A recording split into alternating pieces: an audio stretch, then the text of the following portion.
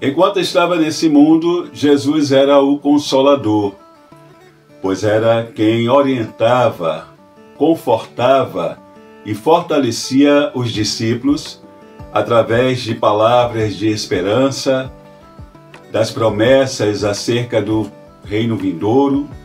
Mas agora ele havia anunciado para os discípulos que muito em breve não estaria mais com eles, pois retornaria para o Pai.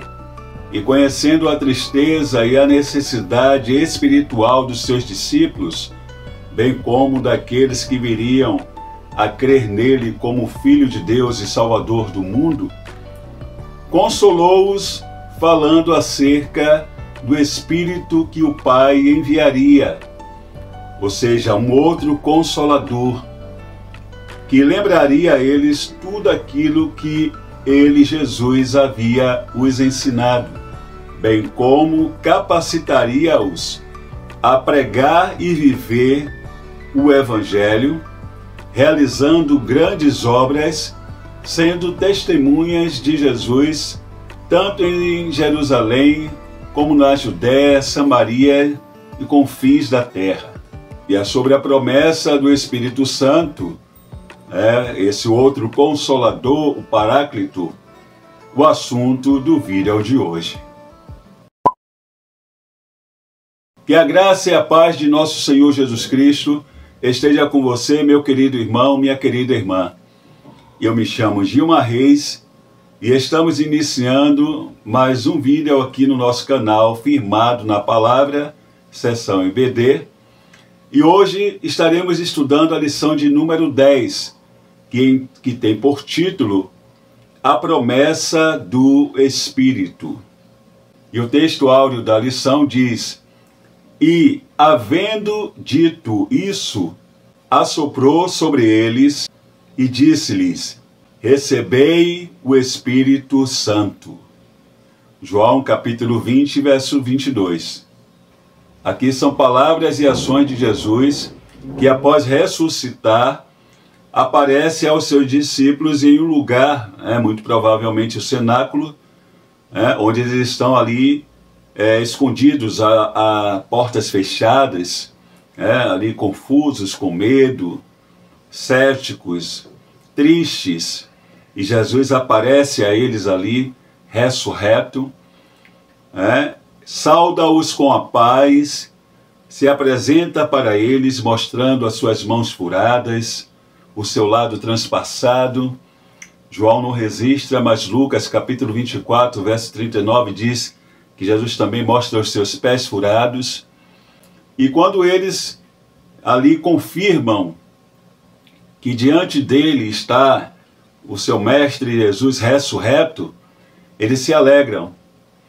Jesus então diz a eles: Assim como o Pai me enviou, também vos envio a vós. E havendo dito isso, sopra sobre eles e diz: Recebei o Espírito Santo. E aqui eu gostaria de observar duas questões. Primeiro, o fato de que quando Jesus sopra o Espírito Santo dos seus discípulos, eles são ali regenerados. Pois é bem verdade que eles já haviam sido limpos pela palavra que ouviram de Jesus quando creram nele. Já haviam sido separados do mundo quando o seguiram, mas necessitavam da ação regeneradora do Espírito Santo de Deus, que só seria possível após a morte, o sacrifício de Jesus Cristo na cruz do Calvário, e a sua ressurreição gloriosa. Pois veja o que está escrito lá em João capítulo 7, verso 38 e 39. Quem crê em mim, como diz a Escritura, rios de água viva correrão do seu ventre. E isso disse ele do Espírito, que haviam de receber os que nele crescem. Porque o Espírito Santo ainda não fora dado, por ainda Jesus não ter sido glorificado. Então, por ocasião da ressurreição e glorificação de Jesus, os discípulos ali, eles passaram a ser habitação do Espírito Santo, recebendo a capacitação para cumprir a missão de perdoar e reter pecados. E o que seria essa missão de perdoar e reter pecados? Só ressalvando que ali eles estavam representando a igreja, né? Eles já estavam ali representando a igreja. Bom, então o que significa essa passagem? O que significa esse poder para perdoar e reter pecados que nós encontramos aqui no verso 23? Bom, Jesus, quando envia os apóstolos ao mundo, ele confia-lhes a missão de anunciar o perdão de Deus e de declarar que, por meio da fé em Cristo, os pecados eram perdoados. Dessa forma, o poder para perdoar e reter pecados refere-se à autoridade que eles, e por extensão a igreja também, receberam para declarar em nome de Jesus quem estava no caminho da reconciliação com Deus ou não.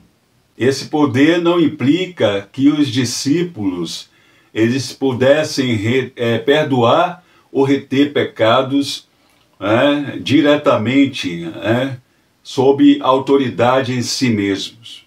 Não. A missão era proclamar o perdão de Deus àqueles que se arrependessem e aceitassem a Jesus como seu único e suficiente Salvador. Não podemos esquecer que quem tem o poder para perdoar os pecados é Deus e unicamente Ele. A fé e o arrependimento são fundamentais para o recebimento do perdão de Deus. A confissão de pecados é o sinal de que a pessoa está no caminho para a reconciliação com Deus. A igreja, ela tem autoridade para declarar essa verdade.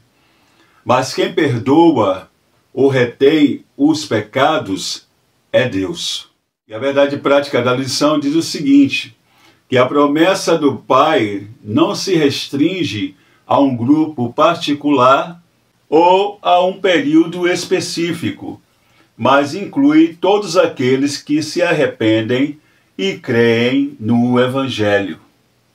E nós podemos confirmar essa verdade nas palavras do sermão do apóstolo Pedro, ali no dia de Pentecostes, logo depois da descida do Espírito Santo, quando ele diz que essa promessa, falando acerca da promessa da descida do Espírito Santo, ele diz, essa promessa diz respeito a vós, ou seja, aqueles que estavam ali presentes, a vossos filhos, os descendentes daqueles que estavam presentes, e aos que estão longe, as próximas gerações.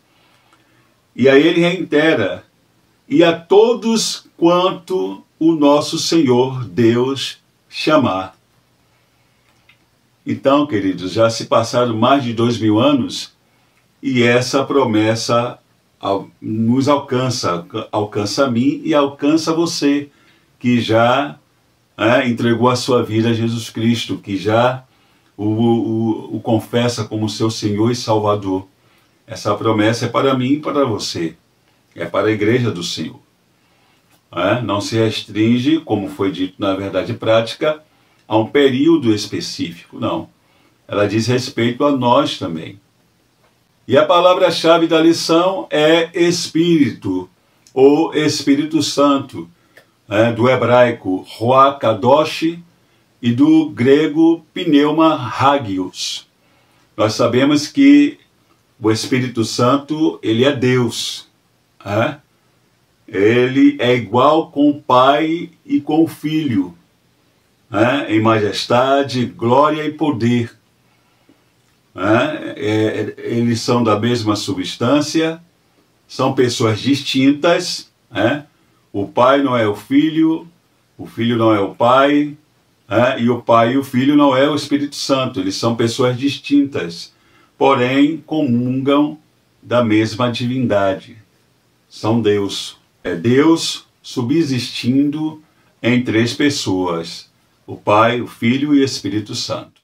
Bom, em primeiro momento, nós vamos analisar, como está proposto na lição, dois momentos significativos, que são, primeiro, a afirmação de Jesus que os seus discípulos eles receberiam o Espírito Santo, que inicialmente atuaria na vida do pecador, para promover a conversão, ou seja, a regeneração, o novo nascimento, que é o que ocorre quando o pecador arrependido, ele confessa Jesus como seu único e suficiente Salvador, e ali ele é justificado por Deus em Cristo. Nós já falamos isso em outro vídeo, que nós não somos justos por natureza. Por natureza nós somos pecadores. Mas por causa de Cristo, Deus ele nos declara justos. A justiça de Cristo ele é acreditada em nós. Então, a partir daí, nós somos declarados justos. E passamos selados pelo Espírito Santo de Deus, passamos a ser a habitação do Espírito Santo de Deus, passando aí pelo novo nascimento. Então, esse é o primeiro momento da obra do Espírito Santo na vida do pecador arrependido. E o segundo momento, que é a perspectiva do poder capacitador do Espírito Santo, que nós encontramos lá em Atos capítulo 2. Sobre esse primeiro momento, nós podemos conferir lá em Efésios capítulo 1, verso 13 e 14, quando o apóstolo Paulo ele diz o seguinte: em quem também vós estáis, depois que ouvistes a palavra da verdade, o evangelho da vossa salvação, e, tendo nele também crido, fostes selados com o Espírito Santo da promessa, o qual é o penhor da nossa herança, para a redenção da possessão de Deus, para louvor da sua glória. Então, esse é o momento em que o homem arrependido, o pecador arrependido, quando confessa Jesus como seu único e suficiente Salvador, passa a ser a habitação do Espírito Santo de Deus. E o segundo momento é o revestimento de poder, que é a perspectiva capacitadora a respeito do Espírito Santo, que encontramos no livro de Atos dos Apóstolos. E aqui também cabe uma melhor explicação, porque nós precisamos entender que o batismo com o Espírito Santo ele é uma experiência distinta da salvação. Ele é um revestimento de poder. Percebam que os discípulos eles já eram salvos, já eram a habitação do Espírito Santo de Deus, já haviam sido instruídos por Jesus acerca do Evangelho, já haviam recebido de Jesus a grande comissão, mas precisavam de revestimento de poder dado pelo Espírito Santo de Deus. Isso para serem eficazes no testemunho do Evangelho ao mundo. Porque, queridos, quando a palavra de Deus ela é proclamada sob o poder do Espírito Santo, a sua veracidade é confirmada. Porque quem confirma a palavra é o Espírito Santo, e não o formalismo intelectual, juntamente com os padrões de convencimento humano. Bom, e continuando aqui, nós vamos para o tópico sobre a promessa do Pai. Bom, lá no capítulo 14, verso 16, nós encontramos Jesus fazendo a seguinte promessa aos seus discípulos: e eu rogarei ao Pai, e ele vos dará outro Consolador, para que fique convosco para sempre. Esse Consolador é o Espírito Santo. A palavra grega traduzida para Consolador é Paráclitos, que significa alguém que é chamado, que é convocado para estar ao lado, para encorajar, para interceder, para defender outra pessoa. Jesus ele disse aos seus discípulos que estava voltando para o Pai, mas que continuaria cuidando deles e da igreja através do seu Espírito Santo, o Paráclito, que é alguém como ele, com o mesmo poder para preservar e cuidar do seu povo. É interessante que Jesus disse que viria outro Consolador, e o termo grego traduzido aqui para outro é allos, que significa algo ou alguém que é distinto, mas da mesma natureza, da mesma substância, da mesma essência, que no caso é o Espírito Santo.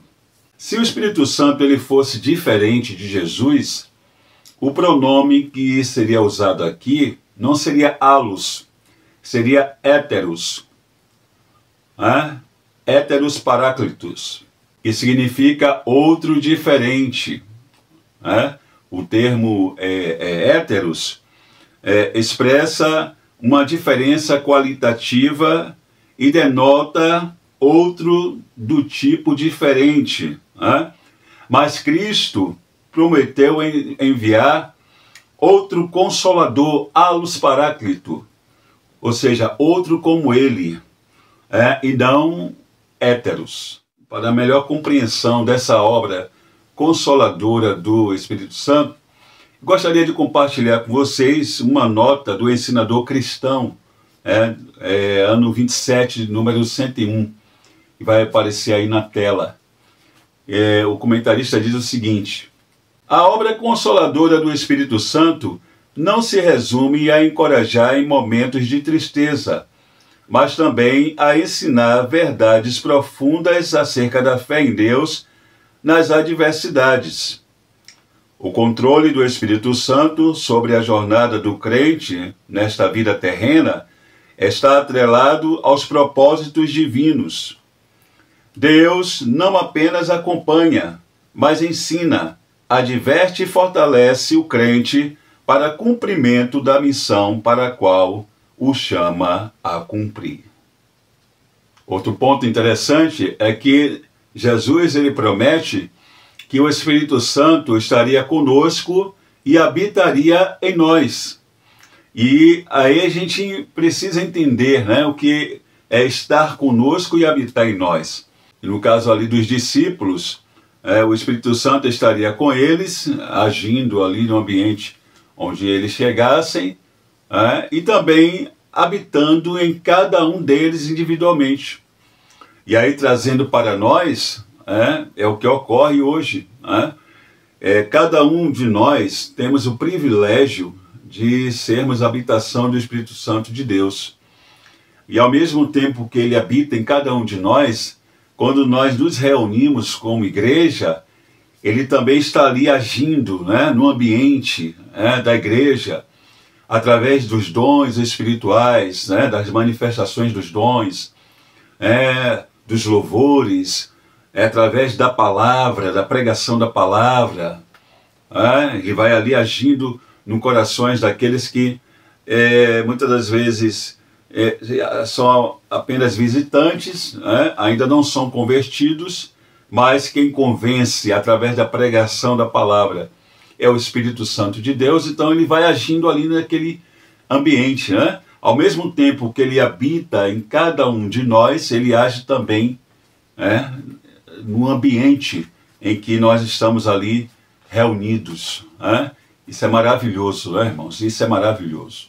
E ainda sobre o termo Paráclito, ele aparece apenas 5 vezes no Novo Testamento e somente nos escritos do apóstolo João, né? Ele aparece 4 vezes no Evangelho, no quarto Evangelho, nas referências aqui, João capítulo 14, verso 16, versos 26, João capítulo 15, verso 26, e João capítulo 16, verso 7. E na primeira epístola de João, no capítulo 2, verso 1, onde esse termo paráclito, ele é aplicado à pessoa de Jesus, né? que ali é traduzido como advogado. E continuando aqui, Jesus ele continua as suas promessas no verso 18. Ele diz, não vos deixarei órfãos, voltarei para vós. É a promessa que ele faz lá no capítulo 14, verso 18. Nós sabemos que quando Jesus ele morreu, os discípulos eles ficaram meio que perdidos, desiludidos, ficaram desanimados, mesmo tendo ouvido durante 3 anos Jesus falar sobre a sua morte, sobre a cruz, a necessidade da cruz, sobre ele ser o Cordeiro de Deus, falar da ressurreição. Eles ouviam Jesus constantemente falar que ele iria ser crucificado, morto, sepultado, mas que ao 3º dia ele ressuscitaria. Jesus chegou a algum momento a falar do sinal de Jonas, ali falando da sua morte e ressurreição gloriosa, vitoriosa, sobre a morte. Mas os discípulos, eles ficaram desanimados, Eles ainda não entendiam as coisas espirituais, como nós já falamos em outra oportunidade, que os discípulos eles não compreendiam, porque o Messias tão esperado para restituir o reino a Israel, para livrá-los da opressão romana, teria que ser humilhado, passar pela cruz, ser crucificado, ser morto. Eles não compreendiam muito bem essa questão. Mas Jesus já havia prometido a eles que não os abandonaria, eles não iriam ficar órfãos, abandonados, privados totalmente da sua presença. Jesus ele veio como Cordeiro de Deus para entregar a sua vida ali na cruz como sacrifício perfeito para o nosso resgate. Através do seu sangue derramado ali na cruz do Calvário, nós fomos redimidos dos nossos pecados. Os discípulos, eles não veriam mais Jesus naquele corpo de humilhação. Não. Com a sua morte, Jesus iria se ausentar, mas por pouco tempo, porque ao 3º dia, ele ressuscitaria, glorioso, vitorioso sobre a morte, e se apresentaria aos seus discípulos em um corpo ressurreto, glorioso, mostrando para eles que a sua ressurreição é o penhor que nos garante vida eterna. Outra coisa que é interessante nós pontuarmos, com base naquilo que Jesus disse lá no verso 19, que o mundo não o veria mais, é que quando ele ressuscitou, ele se apresentou, ele levou aqui cerca de 40 dias, ressurreto, e dentre esses 40 dias ele se apresentou para cerca de 500 irmãos, fora o seu meio-irmão Tiago, que se converteu após a ressurreição de Jesus, seus apóstolos, e no caminho de Damasco, pouco mais tarde, ele vai se apresentar ao apóstolo Paulo, como ele mesmo relata lá em 1 Coríntios, capítulo 15, verso 6 a 8. Mas, ao mundo dos incrédulos, Jesus não apareceu mais. Os incrédulos, eles não viram mais Jesus. Então, a promessa de que os seus discípulos ainda o veriam, se cumpre também dentro desse contexto, né? Desse contexto. Bom, sobre o tópico Pentecostes, nós já falamos que Jesus, após ele ressuscitar, nós já vimos que ele aparece para os seus discípulos, ali encorajando-os, eles que estavam meio dispersos, aparece para cerca de 500 irmãos, ele passa aqui, como nós já dissemos, cerca de 40 dias, dando ainda instruções, como aqui nós encontramos lá em Atos capítulo 1, verso 4, onde ele orienta que os seus discípulos, eles permanecessem ali em Jerusalém, aguardando a promessa do Pai, que era justamente a descida do Espírito Santo, onde eles seriam revestidos de poder. Então, após a ascensão de Jesus, os seus discípulos, eles vão para Jerusalém e ali permanecem aguardando a promessa em oração. 50 dias depois da Páscoa, ocorria a festa de Pentecostes. Considerando que Jesus, após a ressurreição, permaneceu aqui com seus discípulos cerca de 40 dias, então, entre a sua ascensão e a descida do Espírito Santo, passaram-se cerca de 10 dias, que era o período que ainda restava para a festa de Pentecostes. É interessante que Jesus, como nós já falamos, ele aparece após a sua ressurreição para cerca de 500 irmãos, mas somente 120 estão em Jerusalém. Mas voltando aqui, o fato é que esses 120 irmãos estavam ali reunidos no cenáculo, em obediência à ordem de Jesus, quando de repente se cumpre a promessa e há o derramamento do Espírito Santo. Atos capítulo 2, verso 2 diz: de repente veio do céu um som como de um vento impetuoso e encheu toda a casa onde eles estavam assentados. O verso 3 diz que apareceu sobre cada um deles línguas repartidas como de fogo. O termo grego aqui para línguas é glossa, que é utilizado na expressão glossolalia, que se refere ao fenômeno de falar línguas estranhas vindas da parte do Espírito Santo. Então o texto vai dizer que todos foram cheios do Espírito Santo e começaram a falar em outras línguas, conforme o Espírito Santo lhes concedia que falassem. E aí agora, veja o milagre que aconteceu naquele dia.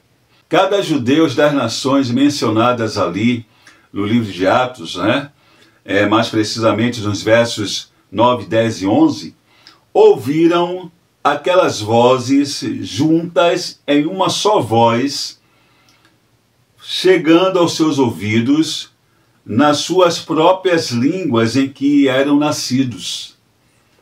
Veja a questão aí. Imagine que todos estavam falando, de acordo o que o Espírito Santo lhe concedia que falasse. Então, imagine que todo mundo falando ao mesmo tempo. Só que essas vozes que falando ao mesmo tempo se tornou em uma só voz, está lá no texto, que chegou aos ouvidos da multidão que estava ao derredor, como num dialecto das suas próprias línguas, das línguas em que eram nascidos. Entende? É que o sobrenatural que ocorreu naquele dia, o condicionamento do Espírito que o Espírito Santo fez, saía línguas estranhas daqueles que eram batizados, mas a glossa, mas chegava no ouvido de cada judeu, na sua própria língua. Aí é interessante que o termo grego que é usado na frase sua própria língua não é glossa, mas sim dialecto. que significa conversação, conversa ou maneira de falar. Veja, lá quando diz que línguas, que sobre cada um apareceu línguas repartidas como de fogo, esse termo línguas lá é glossa, que, como nós já falamos, é usada na expressão glossolalia, que se refere ao fenômeno de se falar línguas estranhas provenientes do Espírito Santo. Mas cá, quando se fala quando usa-se o termo que cada um ouvia aquela voz na sua própria língua, o termo aqui é dialecto, ou seja, que significa conversação. Veja o sobrenatural que o Espírito Santo ele fez naquele dia, condicionou que cada um ouvisse em uma só voz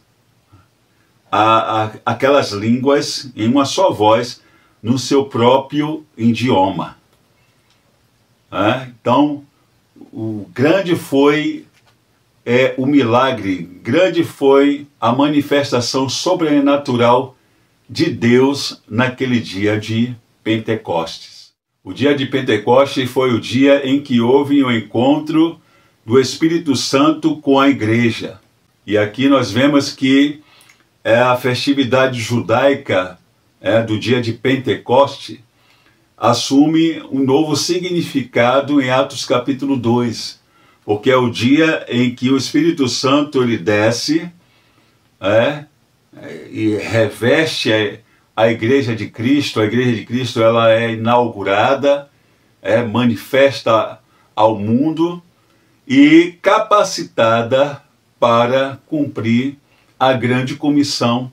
Ou seja, o Espírito Santo capacitou e continua capacitando a Igreja do Senhor a proclamar o Evangelho até os confins da terra. Muito bem, queridos, chegamos ao final de mais um vídeo. E se você gostou, deixa aí o seu like, compartilhe aí com seus amigos. E se você desejar, se inscreva no nosso canal. Tá bom? Que Deus continue abençoando a você, seu ministério, sua família. E até a próxima lição.